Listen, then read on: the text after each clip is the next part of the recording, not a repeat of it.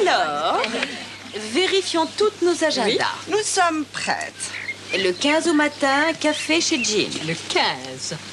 Le 31, la caresse. C'est Ruth qui s'occupera de vendre la brocante. Comme d'habitude. Ah, oh.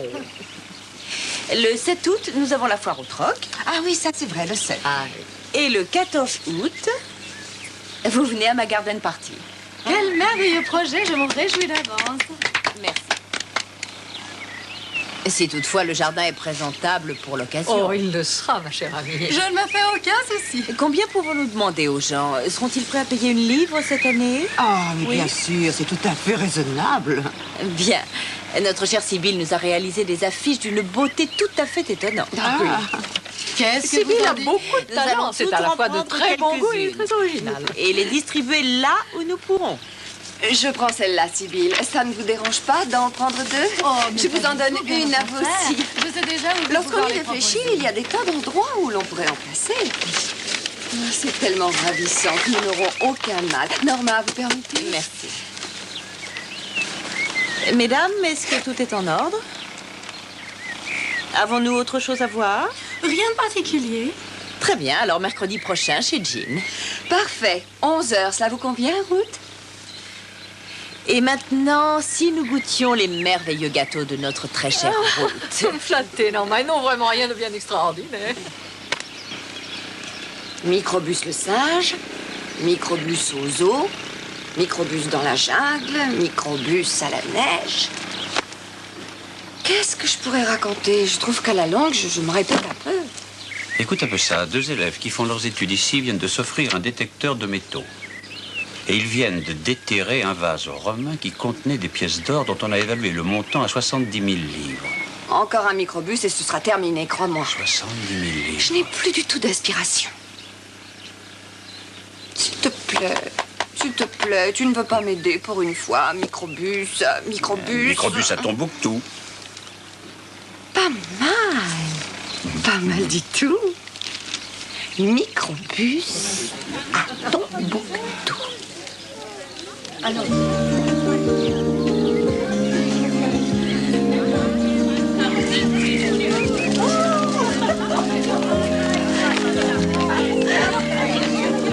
Ta charmante sœur a congédié son comité mondain.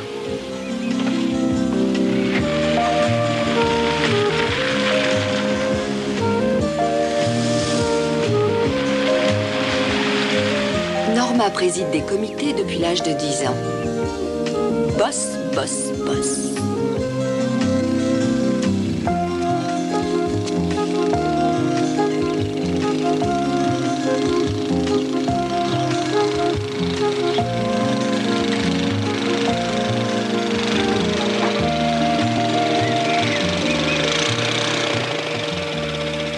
Dites-moi, Crisp, la garden party que je dois donner est prévue pour le 14. Mademoiselle Norma, je ne sais pas de quoi le jardin aura l'air. Comme vous le savez, on m'a promis de l'aide, mais je n'en reçois guère.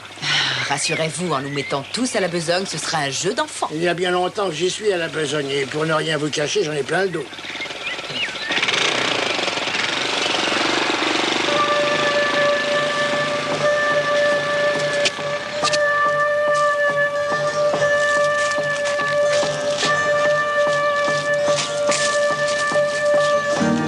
Pourquoi ne pas écrire un roman? Tu sais, enfin, je veux dire un J'ai livre entendu, pour mais adultes. ça, c'est impossible.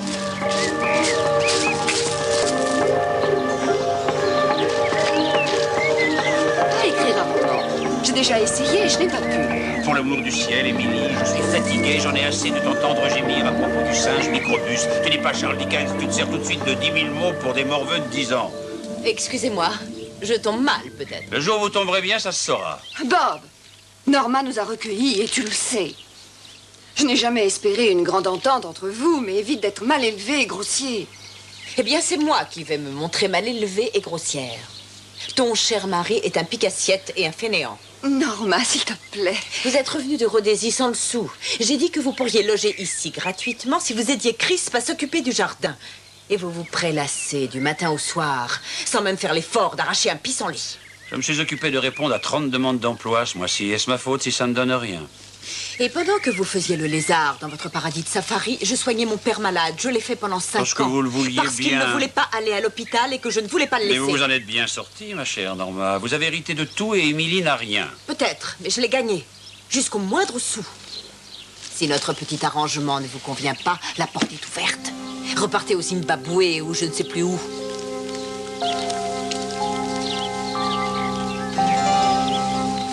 Je pourrais louer votre logement 50 livres par semaine.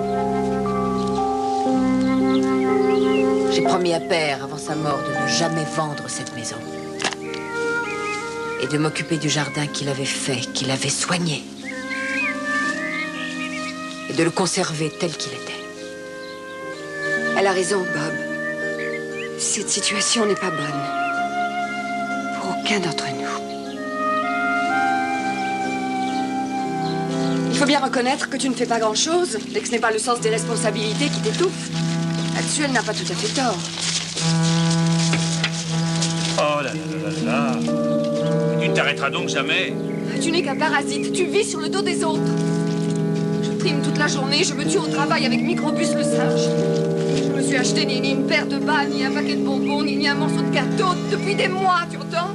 Et toi, tu es allé dépenser 100 livres, parfaitement 100 livres avec des idées complètement Ah, voilà, nous y stupides voilà, et encore une de tes ridicules. crises d'hystérie artistique. Écoute, si on ne peut pas vivre sur Microbus le singe, tu n'as qu'à te chercher un boulot de secrétaire ou de serveuse. Au moins, j'aurai la paix. Monsieur aimerait se débarrasser de moi, c'est ça? Tu voudrais me mettre à l'écart? Pour une scène, c'en est une.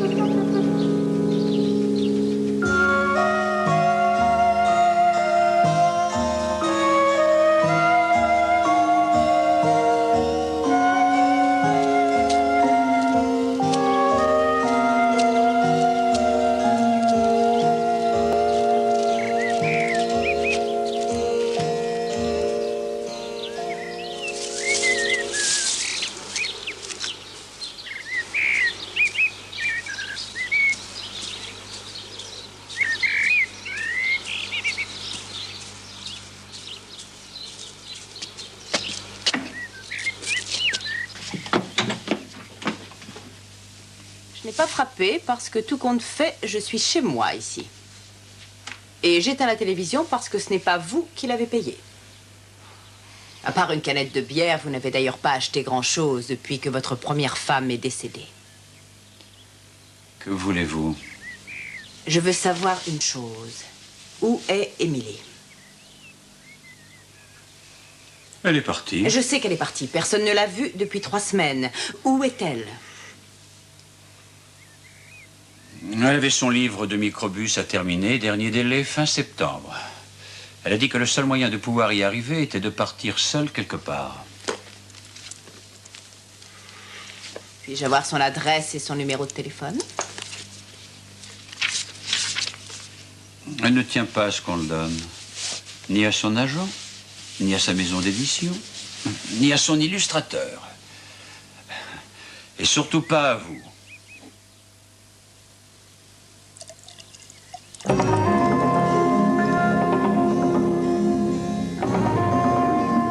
S'il est vrai qu'elle est partie pour écrire, pourquoi n'a-t-elle pas pris sa machine? Elle vient d'en acheter une. Électrique. Si elle était partie avec quelqu'un, je ne lui reprocherais pas. À propos, que sont devenus tous ces plans que vous avez faits et qui n'ont jamais rien rapporté? Des plans avec des idées si audacieuses pour quelqu'un qui l'est si peu. Toujours charmante et discrète. Sale macro.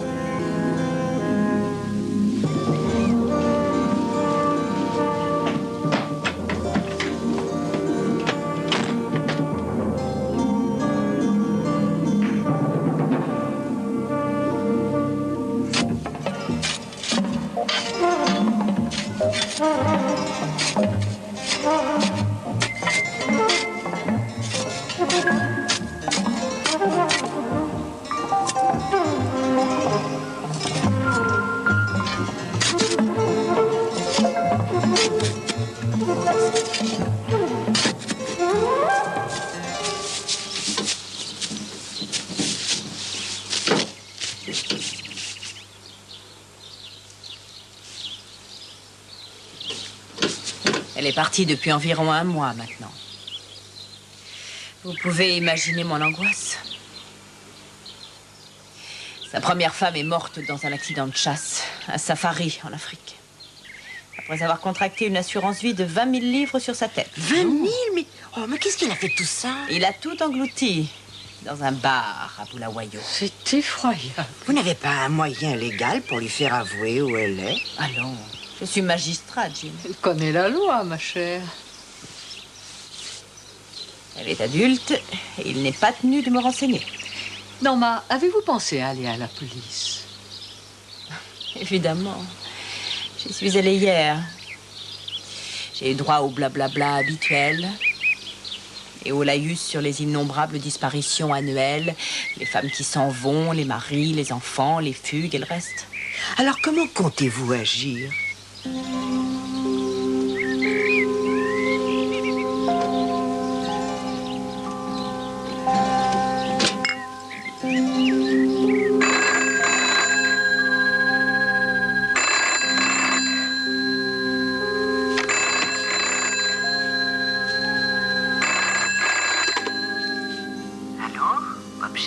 Qui est à l'appareil?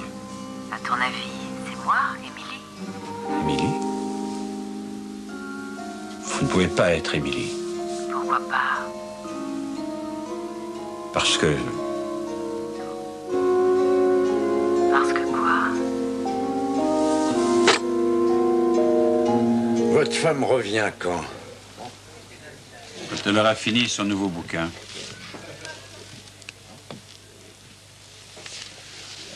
Elle devrait faire passer ça à la télévision. Les histoires pour les enfants, ça rapporte des fortunes.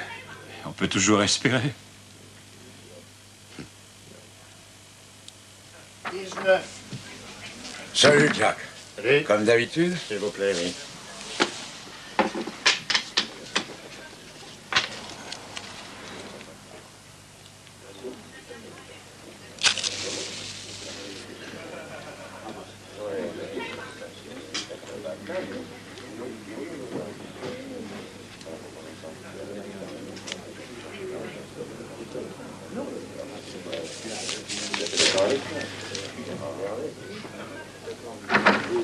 Bonjour, Monsieur Bowles. Bonjour. Eh oui, c'est moi, votre plus mauvaise cliente. Je ne viens qu'une fois par an vous solliciter pour la vente de charité. Je prendrai tout ce que vous ne voulez pas, parce que tout ce qui ne sera pas vendu ira à l'aide au tiers-monde. Alors même une vieille paire de chaussures peut faire un euro en Éthiopie. Je passerai ramasser les affaires dans quelques jours. Je peux avoir des sacs? Combien?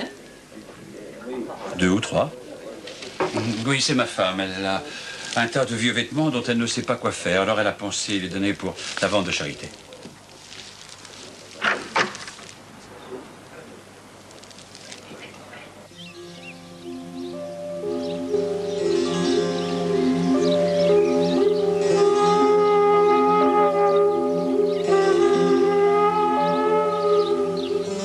C'est inconcevable qu'elle ait laissé ça en partant. C'est pratiquement la totalité de sa garde-robe. Mon Dieu, Quoi? c'est sa paire de lunettes. Elle ne serait jamais partie sans pour travailler.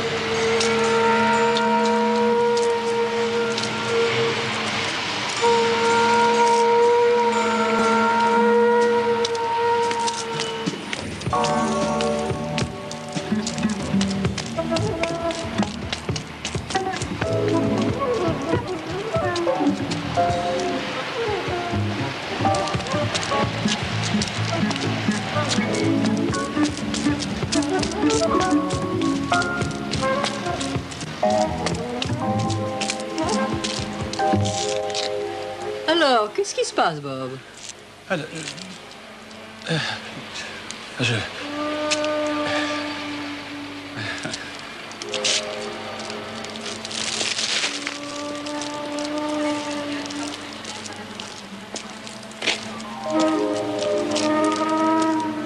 Savez-vous ce que Norma a découvert? Il a assuré Émilie sur la vie pour la somme de 50 000 livres. Non. Je n'invente rien. Vous me connaissez. C'était une brillante Et idée. ça a marché. Bob était d'une pâleur. J'ai cru qu'il allait mourir. Je crois surtout qu'il va nous faire une dépression. C'est le but. Il faut qu'il fasse une dépression. Norma, je suis désolée, mais est-ce que ça ne prouve pas le pire? Oui, j'ai bien peur que ce soit vrai. Enfin, si Émilie était partie travailler, elle aurait très bien pu revenir. Non. Et s'il l'avait vue dans le village, il pouvait simplement l'appeler. Nous sommes d'accord. On aurait dit qu'il avait vu un fantôme. À propos de fantômes, hélas, je crains que cette pauvre Émilie ne le soit devenue. Oh, je suis désolée. Le travail du comité continue. Ma chère Ruth, voulez-vous présider? Norma, vous allez bien?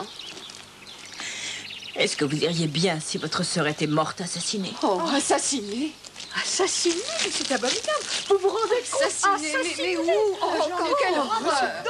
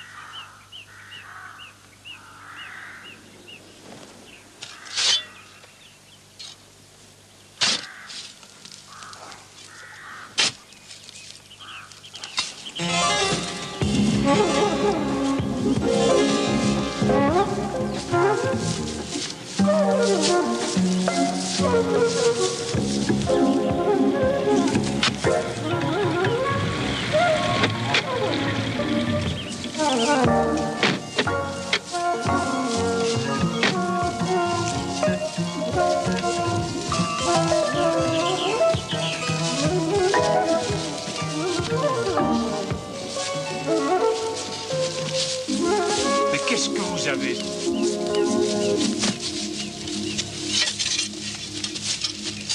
Voici Monsieur Goff. Il est détective privé. Il vous surveille depuis 15 jours. Cette personne est une actrice. C'est elle qui a joué le rôle d'Émilie dans le village et au téléphone. Vous pensiez devenir fou, n'est-ce pas, Bob? Il vous fallait revenir ici pour vous assurer qu'Émilie était bien enterrée. Là, vous avez creusé sa tombe. Enterré? Le sol a-t-il été labouré auparavant? Oui, monsieur, il n'y a pas longtemps. Pourquoi aurais-je voulu tuer Émilie? Vous lui avez pris une assurance vie de 50 000 livres. Expliquez-nous ça. Je- Vous ne trouvez rien à dire. Ça a déjà été exactement pareil avec votre première femme. C'était un accident. Le verdict d'ailleurs est... Inutile, nous passerons l'enquête cette fois. Je vous arrête pour le meurtre d'Emily Shand. Un simple détective ne peut pas m'arrêter. C'est moi qui vous arrête. Tout citoyen honnête a le droit de procéder à une arrestation. Attrapez-le!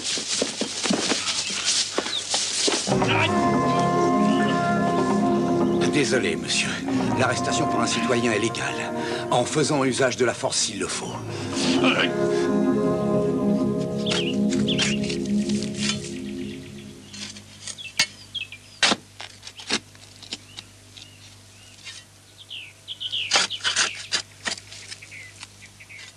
Je sais combien ce sera effroyable pour vous toutes. Vous allez devoir témoigner, prêter serment. Oh, Norma, ne vous inquiétez pas pour nous. Vous avez pensé aux autres pendant si longtemps. Pensez un peu à vous, ça vous changera. Hein?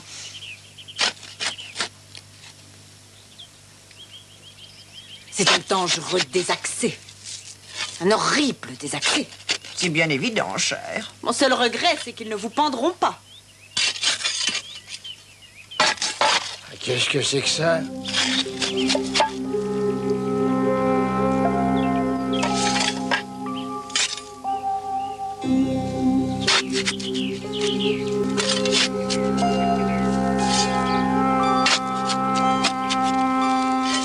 Pauvre Émilie.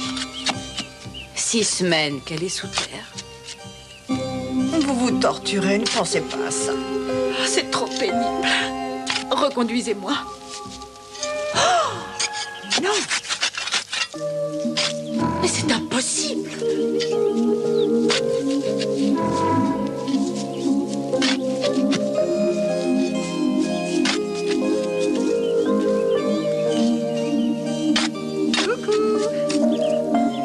Surprise, hein? Mais qu'est-ce qui se passe? Qu'est-ce que vous faites tous ici? Oh, que de monde! Bonjour, Norma. Bob, j'ai fini en 10 000 mots et même plus. Microbus à Tombouctou.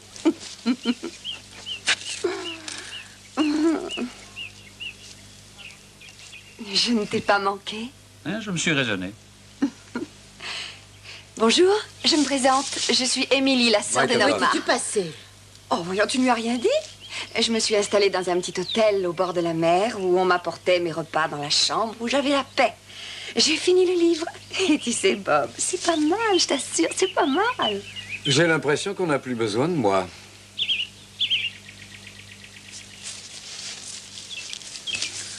Je peux savoir pourquoi vous creusiez? J'ai fait des recherches sur l'histoire locale, monsieur Goff. Et apparemment, il y avait un site romain, quelque part par ici. Je me suis payé un détecteur de métaux pour passer le temps pendant que ma femme était partie. Et j'ai entendu un bip. Juste là. Je peux vous aider? Je faisais un trou pour trouver un trésor, monsieur Goff.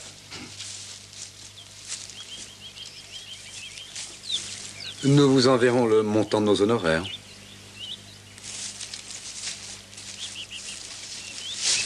Eh bien, vous allez avoir besoin de vos amis, très cher. Espérons qu'elles vous seront fidèles. Route! Sibylle!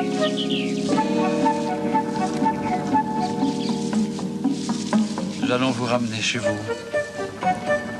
J'ai l'impression que vous avez besoin d'un verre. De plusieurs verres.